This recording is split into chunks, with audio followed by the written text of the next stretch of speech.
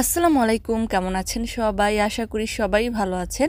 যে যেখান থেকেই ভিডিওটি দেখছেন সবাইকে শুভেচ্ছা জানাচ্ছি। আজকের ভিডিওতে জানিয়ে দেব কুয়েতের সর্বশেষ খবর। প্রথমেই জানিয়ে দিচ্ছি দূতাবাসের আপডেট। কুয়েতস্থ বাংলাদেশ দূতাবাসে প্রবাসীদের বানাতে দেয়া বেশ কিছু এমআরপি পাসপোর্ট এবং ই পাসপোর্ট বিতরণের জন্য তৈরি হয়ে রয়েছে। যারা বানাতে দিয়েছিলেন যোগাযোগ করতে পারেন। পাসপোর্ট ডেলিভারির সময় হলো সকাল 9টা থেকে দুপুর 3টা 30 মিনিট পর্যন্ত।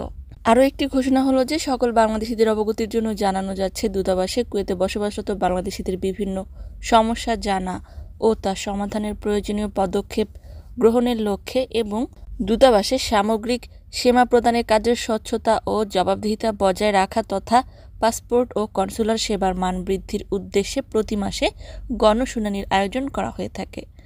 উক্ত গণশুনানিতে মাননীয় রাষ্ট্রদূত major general Syed Tareq Hossain sir উপস্থিত থাকেন। এ প্রেক্ষিতে মে মাসের গণশুনানি 9 মে 2025 রোজ শুক্রবার দুপুর 3টায় দূতাবাসের হলরুমে অনুষ্ঠিত হবে। উক্ত শুনানিতে প্রবাসী বাংলাদেশিরা এবং আগ্রহী ব্যক্তিরা অংশগ্রহণ করতে পারবেন। এবারে জানিয়ে দিচ্ছি কুয়েতের আভ্যন্তরীণ কিছু আপডেট। কুয়েতের স্বরাষ্ট্র মন্ত্রণালয় নিরাপত্তা কর্মীরা আন্তর্জাতিকভাবে তৈরিকৃত মাদকের একটি বড় চালানকে ব্যর্থ করে দিয়েছে। এ ব্যাপারে বলা হয়েছে যে মোহাম্মদ রশিদ নামক একজন কুয়েতি নাগরিক, যিনি যুক্তরাজ্যে পলাতক রয়েছেন, তিনি কুয়েতের একজন আইনজীবীর কাছে কুয়েতের যুবকদের ধ্বংস করার লক্ষ্যে বেশ কিছু মাদক পণ্য বিমানের কার্গোতে পাঠিয়েছিলেন। সেখান থেকে প্রায় 50,000 লিরিকা বড়ি, 3 কেজি হাশিশ, 4 কেজি সন্দেহজনক মাদকের তরল উদ্ধার করা হয়েছে। আরও বলা হয়েছে যে এই মামলায় জড়িত বাকিদের গ্রেফতার এবং পলাতক আসামিদের অনুসরণের জন্য নিরাপত্তা পরিষেবা তাদের প্রচেষ্টা অব্যাহত রেখেছে। কেউ যদি দেশের নিরাপত্তা ও যুব সমাজের নিরাপত্তার সঙ্গে হস্তক্ষেপ করার চেষ্টা করে তবে তার কাছে আইনের হাত পৌঁছে যাবে বলে স্বরাষ্ট্র মন্ত্রণালয় কঠোর হুঁশিয়ারি প্রদান করেছে। অন্যদিকে কুয়েত আদালত পতিতাবৃত্তি পরিচালনার দায়ে দোষী সাব্যস্ত হওয়া 2 জন বিবাহিত নারীসহ একজন লেবানিজ পুরুষ এবং 3 জন নারীর কারাদণ্ডের রায়কে বহাল রেখেছে। অন্যদিকে কুয়েতে আসা যাওয়া অর্থাৎ ফ্লাইট টিকিটের জালিয়াতি করার অভিযোগে একজন প্রবাসীকে কারাগারে পাঠানো হয়েছে এবং জরিমানা করা হয়েছে।